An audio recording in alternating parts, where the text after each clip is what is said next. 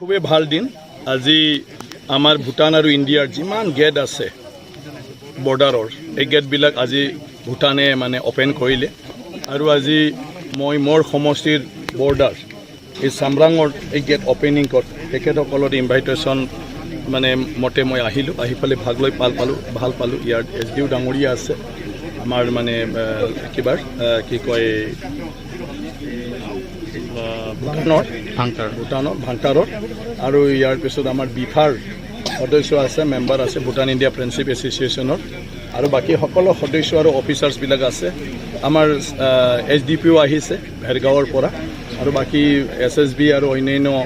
অফিচিয়েলছবিলাক আছে আৰু দুইটা দেশৰ মাজত ভাল এটা ৰিলেশ্যন যাতে ভৱিষ্যতলৈ আমি বজাই ৰাখি দুইটা দেশৰ বৰ্ডাৰ এৰিয়াত আমি সামাজিকভাৱে আৰু অৰ্থনৈতিকভাৱে যাতে ভালকৈ আগবাঢ়ি যাব পাৰোঁ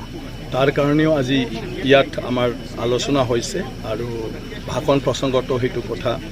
কৈছে আমাৰ ভূটানত ভূটান ইণ্ডিয়া ফ্ৰেণ্ডশ্বিপ এছ'চিয়েশ্যন আছে যিসকলে উদ্যোগ লৈ আমাকো মাতিলে SDO মাতিলে তো আমিও আগতে একেসকলৰ লগত তেনেকুৱা ধৰণৰ সদায় সম্পৰ্ক ৰাখি আহি আছিলোঁ কিন্তু এই কোভিডৰ মাজত ব্ৰেকআপ হৈছিলে এতিয়া আমিও ভূটান ইণ্ডিয়া ফ্ৰেণ্ডশ্বিপ এছ'চিয়েশ্যন আমি ইণ্ডিয়াত আমাৰ যিমান বৰ্ডাৰ আছে সেই বৰ্ডাৰত মানে গঠন কৰি ফালে আকৌ পুনৰ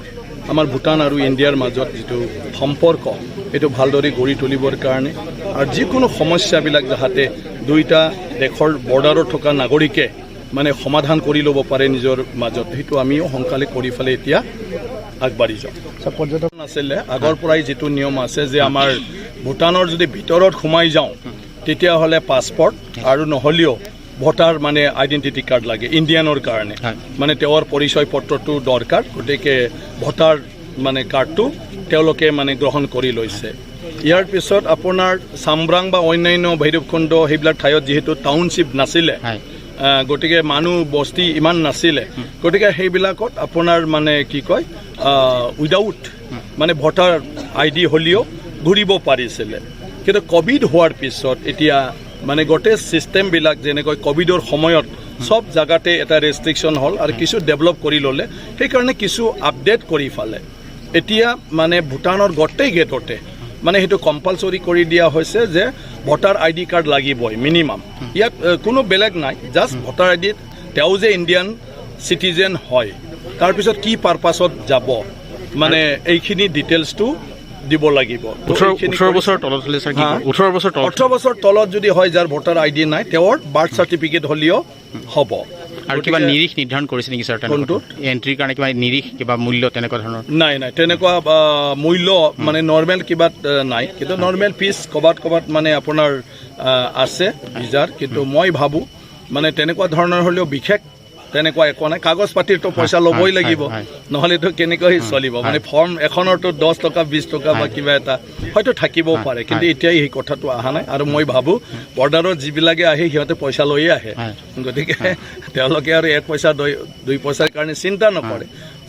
চিষ্টেম কিন্তু ভাৰতৰ লগত ভূটানৰ একো প্ৰব্লেম নাই কিন্তু ভাৰতীয় মানুহৰ নামত যাতে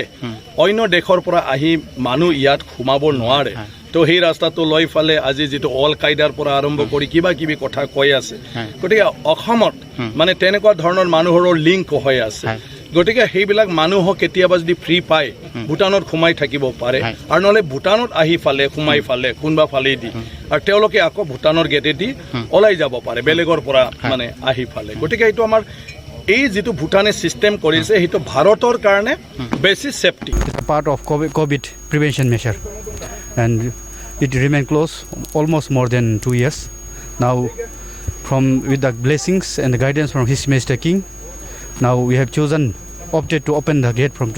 today and it will be open to all kinds of trade transit and tourists everything for people and vehicle as well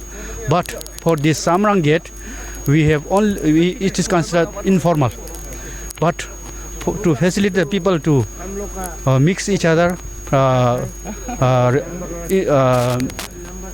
have the closer relationship with the people of Assam and our people because we have a very long history of close association in order to keep these associations alive we have decided to Government has considered to keep this informal gate also open, but open for only casual visitors. No cars will go beyond this gate, either from outside or inside. It applies to both, or even for our nationals also. And whoever comes here, you are most welcome. But only the thing is small regulation. Our security will do the entry here, and you have to produce your voter ID card or the passport. That's it. And we have the designated area